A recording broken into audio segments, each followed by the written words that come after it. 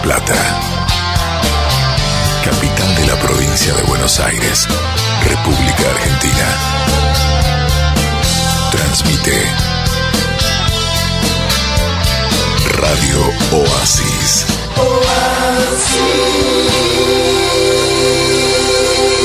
En el 95.5 MHz del dial. After Office con César Acuña. Información y análisis con nombre y apellido. Oasis.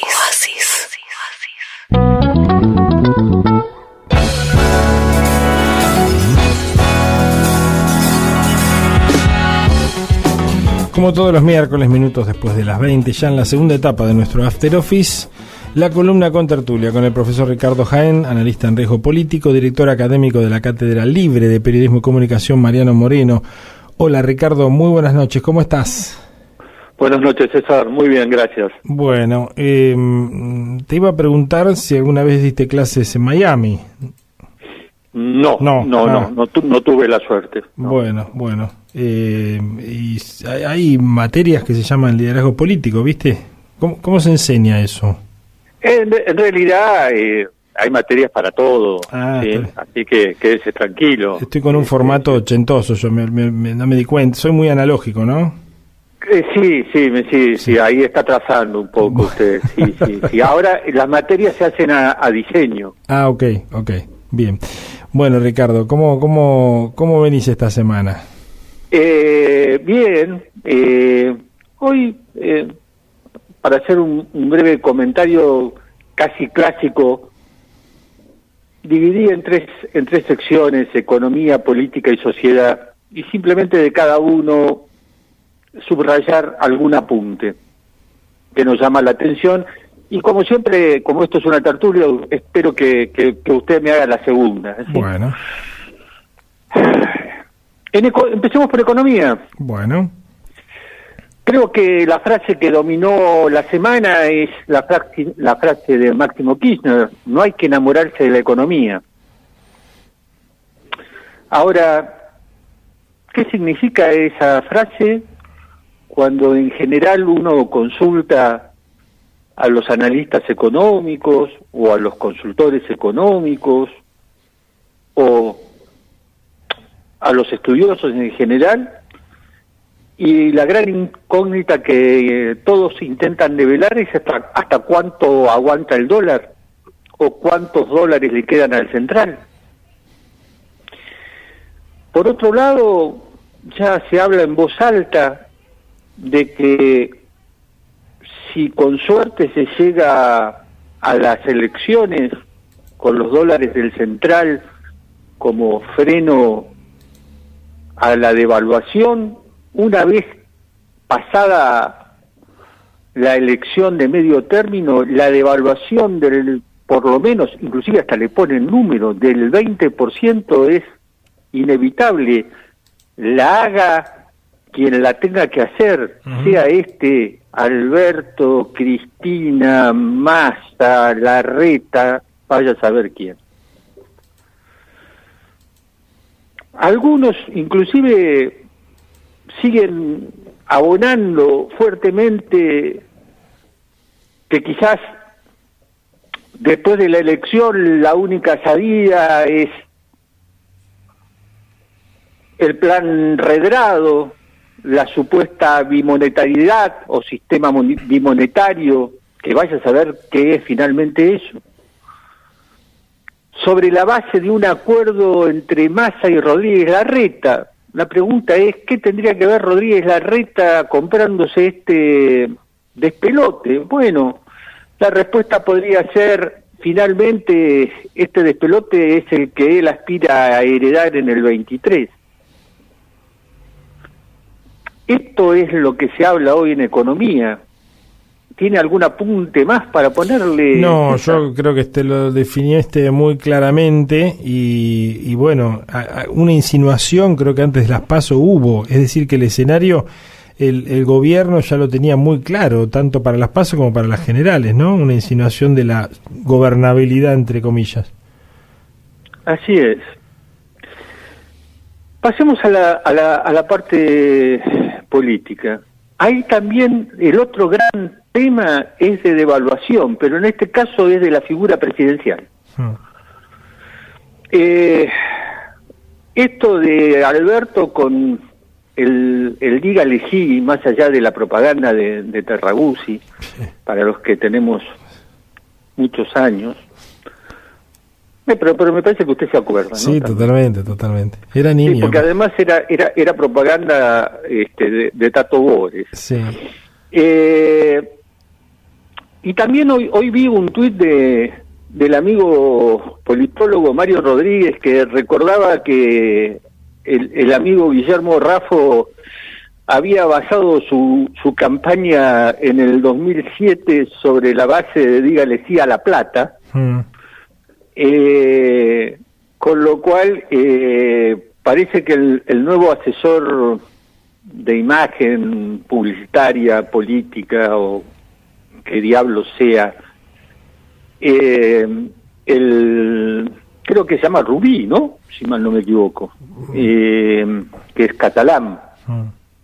Es la nueva fórmula que le está vendiendo supuestamente a abuenar la figura de Alberto, ¿no? De hacerla más empática. Bueno, dígale sí. Por otro lado lo tenemos a otro que se lo conoce como el Menem devaluado o el Menencito, ¿no? Mansur, que digamos nos sorprende a todos ayer diciendo de que la Argentina debería ir de nuevo a un plan quinquenal. Yo no sé dónde está Mansur realmente. ¿Será para recuperar? No sé. La verdad que no lo sé. Para recuperar peronistas no kirchneristas. Pero escúcheme, esto ya no es una cuestión ni de peronistas, ni de kirchneristas, ni de macristas, ni de conservadores, es una cuestión de sentido común. Sí, totalmente. Ya, digamos, nos estamos escapando ya a la discusión, si usted quiere, ideológica política, si es que esta realmente existiera en la Argentina,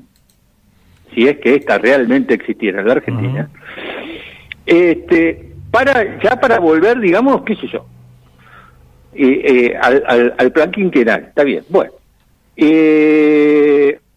Por otro lado, acá en la provincia lo tenemos al gobernador en una etapa de depresión, y el nuevo sobrenombre de Insaurralde, Topadora Insaurralde, con los intendentes haciendo una sobreactuación en el conurbano que me parece que ni a él le convence demasiado. Se empieza, me parece, a afirmar en el terreno político, al menos a los que no son talibanes de un lado y de otro, esa idea que en el programa pasado estuvimos charlando, que mencionaba cuando hablamos del libro de Torre, que era prescindir de los extremos, ¿sí? Y la posibilidad de un acuerdo político a 10 años prescindiendo de los extremos. Cuando decimos prescindir de los extremos, estamos hablando claramente de Cristina y Macri. Totalmente. Que coincidamos desde el punto de vista, digamos, de la evolución histórico-política, deberían estar jubilados, pero bueno, la Argentina en eso es muy generosa.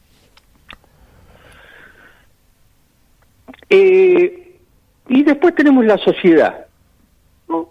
Obviamente los grandes temas que uno palpa en la calle o que las consultoras de opinión pública logran rastrear en la sociedad es el tema, por supuesto, de la inflación, el tema de ausencia de futuro en general, la falta de trabajo, las comparaciones que empiezan a hacerse de cuántos salarios medianos normales de una persona de clase media se necesitan para comprarse un departamento, o cuántos salarios se necesitan para comprarse un auto, y la imposibilidad, digamos, de la gente de entre 25 y 35 años de precisamente encarar esos proyectos que en cualquier sociedad son normales. fundamentalmente pareciera que todo eso lo encontramos en un reflejo quizás más acentuado, pero no es que no sea que sea en el único lugar, porque esto está ocurriendo en general en todo el país, pero lo vemos más acentuado, como siempre, esta tendencia en Capital Federal con el fenómeno Milei, que creo que responde, ¿sí?, a la ausencia de futuro, porque la ausencia de futuro lo que trasluce es la ausencia de política. Claro. Es la ausencia de propuesta política que me da un futuro en el cual creer. Y bueno, pareciera que Milei ya es el problema, al menos, de Rodríguez Larreta en Capital Federal. Claro. ¿Sí? Veremos si después se cumplen los pronósticos. Bueno, sí. Hasta ahí estarían mis apuntes. Bueno, muchas interrogantes que sin duda son los que tiene la gente, ¿no?, en general, y que siguen mostrando el gran divorcio que hay de la clase política en general con los verdaderos problemas de la gente, ¿no? En un ratito volvemos con el entrevistado de hoy.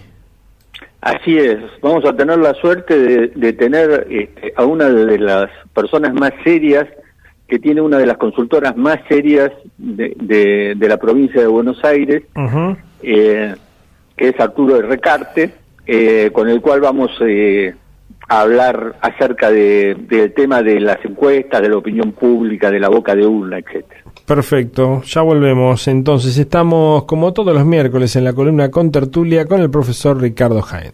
95.5 Oasis. Si querés finalizar el día con la mejor información, quédate con nosotros. After Office. Hasta las 21. Con César Acuña. Como todos los miércoles, la columna Contertulia con Ricardo Jaén. El entrevistado de hoy, Arturo Recarte, director de la consultora Prisma. Arturo, buenas noches. César Acuña te saluda. ¿Cómo estás? Hola, buenas noches César, buenas noches Ricardo y bueno, a la audiencia de After Office. Muchas gracias por la invitación. Gracias, te saluda Ricardo y yo ya te tiro la primera pregunta. Hola Arturo, gracias por estar. Gracias Ricardo. Bueno, contame Arturo, viste que ahora ya se creó una o dos elecciones, sobre todo la anterior, la 2019, se duda de las encuestas porque no hay tantos aciertos como antes. ¿Esto sigue así? ¿Son fotos y no películas? Bueno, sí, la verdad es que hoy en día, digamos, la encuesta está vista como a veces como fallas, que no solamente pasan en Argentina, sino pasan en distintas partes del mundo. Entonces, digamos, el problema quizás creo yo, es que no solamente es la encuesta lo que falla, sino también la interpretación. Muchas veces se hace mucho énfasis en el número, en el resultado, fundamentalmente quién va a ganar la elección o cómo van a salir las elecciones, cuando la encuesta te da un montón de otras herramientas y fundamentalmente datos, y depende de cómo uno va a interpretar esos datos, sobre todo en esas fotos que decís vos. Siempre es importante poder tener un buen trabajo para llegar a una buena comprensión de todo el fenómeno social, poder tener varias fotos y no solamente también con la metodología de la encuesta, sino también con otras técnicas quizás cualitativas que tienen que ver con el focus group, con las entrevistas en profundidad. O sea, si la encuesta es una foto, yo creo que complementarla con estudio cualitativo es como agregarle música a esa película, ¿sí? Y en base a cuanto mayor trabajo, mayor investigación haya, seguramente el número se va a ver reflejado. Yo creo que en este caso no se ha tenido en cuenta también, qué sé yo, por ejemplo, el rechazo que genera muchas veces cuando nosotros por lo general hacemos encuestas presenciales y tomamos registro del rechazo del vecino, de la ciudadanía, que por lo general capaz que hay veces que son 6, 7 personas que rechazan y uno que responde. No obstante, en otras encuestas, por ejemplo las IBR, se calcula, sobre todo en el área del conurbano, que respondía 1 de cada 100 llamados que se hacen. Entonces también hay que entender que el universo hoy está cambiando y no es una cuestión de que solamente estamos indagando, investigando en todo el electorado, sino muchas veces en aquel electorado que está más predispuesto a responder la encuesta. Decime, Arturo, ¿cómo funcionaron los boca de urna del electorado a nivel nacional? Mira, yo tengo entendido que bueno que esos boca de urnas nacionales que circularon tuvieron cierto margen de error. Nosotros, hace años que hacemos boca de urna, hacemos distintas investigaciones, somos un equipo interdisciplinario que nos gusta un poco todo lo que tiene que ver con la investigación social, y entonces cada vez que podemos hacer un boca de urna, ya sea en la ciudad de La Plata o en alguna otra provincia, lo hacemos. Y en este caso realizamos solamente en la ciudad de La Plata, y pudimos observar cosas interesantes, no solamente el número calentito de quién va a ganar la elección por ahí al mediodía, sino después con otro procesamiento también podemos ver hacia adentro cómo se comportó el electorado en cuanto a la composición del voto, y pudimos sacar cosas bastante interesantes. Sí, perdón, Ricardo, sí, dale. Sí. ¿Cuáles fueron las principales conclusiones que pudieron sacar de eso? Mira, en principio nosotros lo que pudimos, no es mucho lo que preguntamos, más allá de a quién votó, ¿sí? Cuando la persona sale de la mesa del colegio, le preguntamos a quién votó, pero también preguntamos si cortó boleta y simplemente edad y género. Ahora, después cuando cargamos esos datos, podemos ver sobre un electorado específico cómo se dividen los grupos etarios, digamos, qué pesos tuvieron. Yo creo que lo que me sorprendió a mí y al equipo es, por ejemplo, el voto a Esper, ¿sí? Que si bien, digamos, tuvo una performance de 4 puntos y medio aproximadamente, cuando lo cruzamos por edad, por ejemplo, el 34% de ese voto, de ese electorado, es menor de 21 años. O sea que 1 de cada 3 votos a Esper fueron producto de esos jóvenes que quizás votaban por primera vez o a lo sumo segunda vez, y pudo acaparar un caudal importante. E incluso si lo alargamos un poquito hacia los 30 años, podemos ver que es casi el 60% de los votos, o sea que de los 16.000 votos que sacó en La Plata, 10.000 votos fueron de menores de 30 años, ¿sí? Incluso sí. También se puede ver en género que el 70% de esos fueron mayoritariamente hombres. Habría una similitud con lo de Milei, salvo que lo de Milei es un poquito más voluminoso, digamos, en capital. ¿A qué responde? Claro.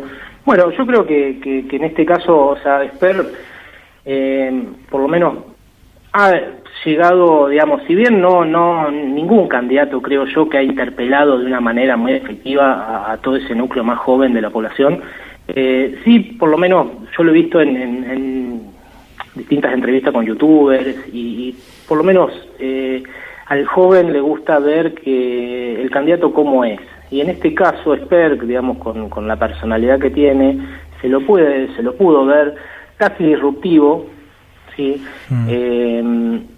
Y también muchas veces ese voto joven es, sobre todo en las elecciones a medio término, no solamente los jóvenes, pero sí se habla siempre de un voto como para equiparar, entre comillas, los poderes, o darle una oportunidad a las fuerzas más chicas.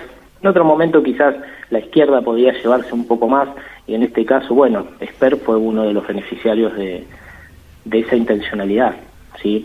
Ahora, yo escuchaba a Ricardo recién en su columna que hablaba de esta franja de 25 a 35 años de personas que quizás están sin proyectos, sin que no hay una planificación, o sea, los que por ahí se puede llamar los ni. Y efectivamente, cuando vemos hacia adentro, por ejemplo, el voto en blanco, ¿sí? El 60% de las personas que votaron en blanco corresponden a esta franja de edad, entre 21, 22 años hasta 40, ¿sí? Fue hacia donde se dirigió ese voto en blanco. Lo mismo que el corte de boleta, que si bien no fue mucho, fueron más que nada esa franja más crítica, entre 20, 25 y 40 años, quienes hicieron el corte, ¿sí?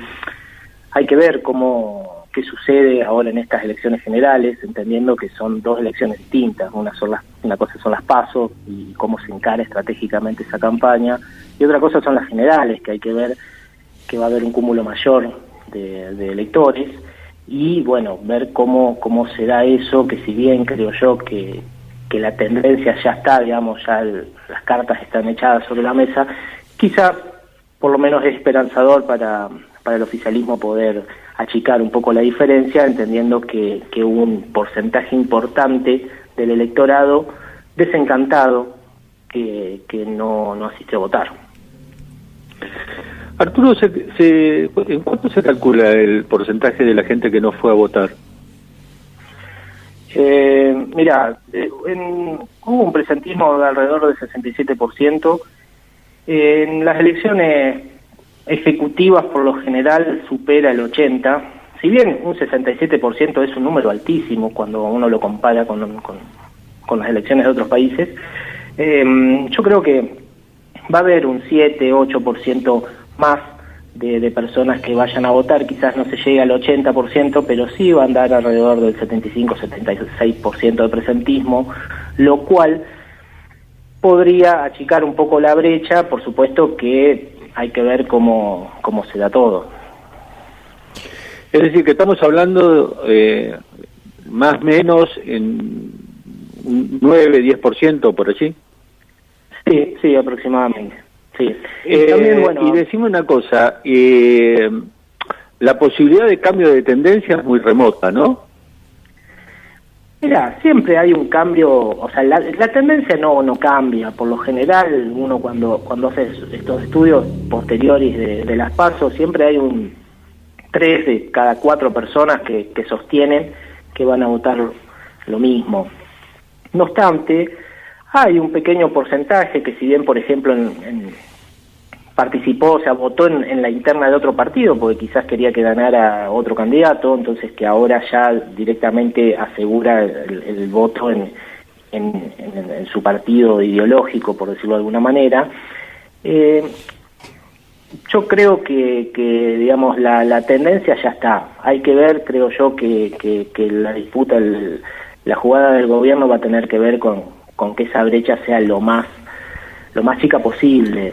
Nosotros en estudios cualitativos percibíamos que ese electorado quizás un poco más desencantado, digamos, los que entre grandes comillas son esas personas que por ahí les podemos decir los tibios, que a veces no están, digamos, que no se reconocen apartidarios, independientes, que quizás en una elección votaron a Macri, quizás en la otra elección a Alberto Fernández. Bueno, ese núcleo del medio, en donde siempre está toda la disputa política, la disputa de las campañas, es donde están ahí, porque se inclinan o para un lado o para el otro.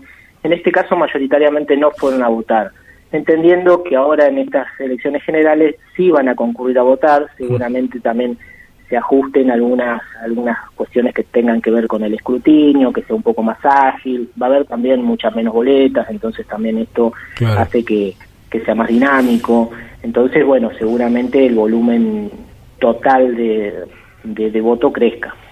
¿Qué pensás del voto éxito? Ese que dicen, bueno, como viste, ahora la gente va a votar por ahí más al que ganó, porque ganó las PASO, que eso realmente se da. Mira, yo la verdad, o sea, en lo personal nunca lo creí, pero sí me ha tocado estar en focus group y en vivo ha habido participantes que me lo han dicho. Ajá. Que me lo han dicho, por ejemplo, en el 2019, claro, que habían votado a Macri, pero que después iban a votar a Alberto porque lo veían mejor. Entonces, digamos, es un porcentaje menor. No mueve el amperímetro por ahí, pero... No. Quizás lo que habría que estudiar también como fenómeno es, digamos, por lo general a la gente cuando va a votar, le gusta votar para acompañar un proyecto, ¿sí? No obstante, también se hace el voto castigo. Hay que ver en este caso, en estas elecciones PASO, si tuvo esa intencionalidad también de castigar y sobre todo si sintió que el gobierno interpeló ese castigo, o sea, si funcionó o no, hasta dónde van a castigar. Entonces quizás esos que estuvieron ahí, que dijimos, bueno, vamos a meternos, no sé, por decir en la interna de Juntos, ya sea Santilli o Amane, en este caso, hay que ver si reconocen que, bueno, ya el gobierno se sintió castigado y realizó distintas acciones políticas como para haber escuchado el castigo. Sí. Entonces ahí podría verse que se achicó un poco la brecha, porque bueno, se sintió ese castigo, pero bueno, hay que ver también cómo sigue y como decía Ricardo hace un ratito en esta campaña del sí, bueno, a ver qué es lo que hay que apoyar, ¿sí? Porque siempre la campaña del sí es una campaña positiva para apoyar algo y como bien decían, esa campaña que hizo Rafa en su momento era decirle sí a la plata por sobre las diferencias que podía llegar a tener en ese momento el intendente Bruera con Cristina. Claro. Bien, Ricardo. Sí, la última cortita para mía. Arturo, ¿es posible de que en el último periodo, digamos en los últimos años, se haya revalorizado más el focus group que la encuesta cuantitativa para la obtención de datos o se mezcla en forma distinta?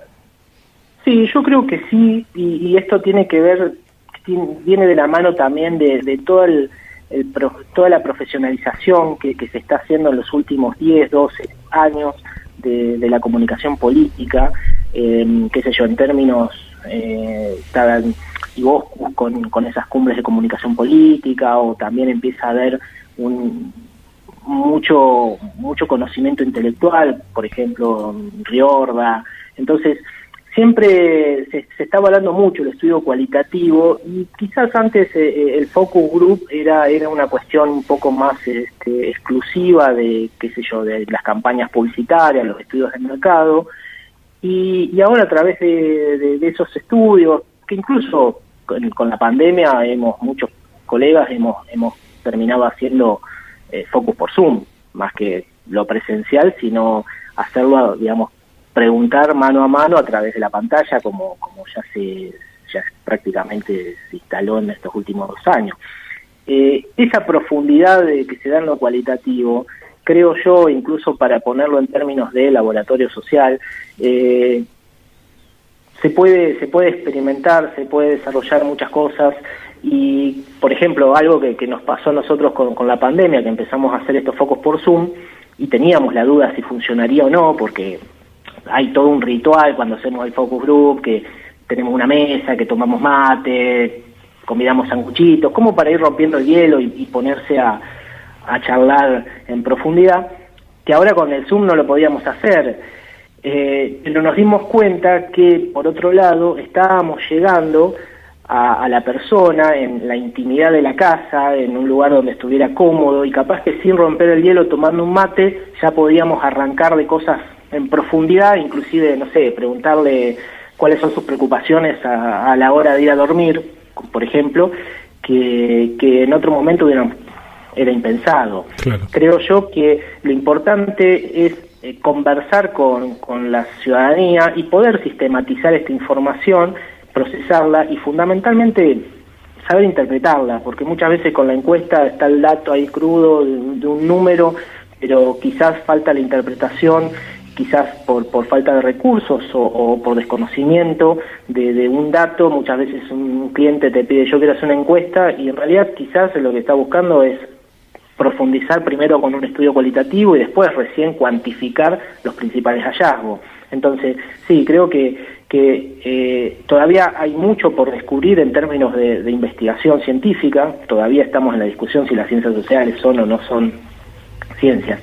Entonces, creo que estamos en un camino que la verdad es apasionante para los que nos dedicamos a esto, y todavía hay mucho más por descubrir. Arturo, muchísimas gracias por estos minutos. La verdad que nos has ampliado un panorama interesante. Los periodistas, los comunicadores por lo general estamos mucho en contacto con los consultores, pero nos abriste un abanico de cosas interesantísimas en relación a este trabajo que ustedes hacen a futuro, ¿no? Te mando un fuerte abrazo, te despide Ricardo. Arturo, muchísimas gracias y como siempre, impecable, digamos, todo lo que explicaste. Bueno, muchas gracias por la invitación. Buenas noches, Ricardo y César. Hasta pronto. Allí estaba Arturo Recarte, director de consultora Prisma. Bueno, Ricardo, mirá vos la pandemia también cómo ha modificado, ¿no?, estos sistemas de trabajo de los estudios cualitativos y qué sorpresas que se han llevado respecto a la modalidad de hacerlo por Zoom, por ejemplo. Sí, realmente, me interesaba mucho traer la voz de alguien que es un gran profesional en el medio de cierto descreimiento que hay a veces sobre este tipo de estudios. Bueno, ¿saben qué? Como en todas las cosas hay gente que lo hace seriamente y lo hace muy bien, como es el caso de Arturo y su consultora, ¿no? Bueno, querido Ricardo, la semana que viene otra tertulia, y pronto con el tiempo lindo vamos a hacer una tertulia en serio, con tragos y esas cosas. Bueno, hay un asado ahí prometido. Sí, ya vamos anotando.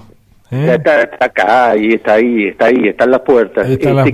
Quizás no me quiero, usted sabe que usted cultiva la misma divisa que yo, entonces no me quiero adelantar. Ya sé, ya interpreto cuándo sería el festejo, sí. Casi le diría que el miércoles que viene por ahí tenemos también otra impensada sorpresa como entrevista. Muy bien, nos vemos entonces. Un abrazo grande, Ricardo. Abrazo, César, y gracias como siempre. Aquí estaba el profesor Ricardo Jaén, como todos los miércoles en After Office, con la columna y su tertulia.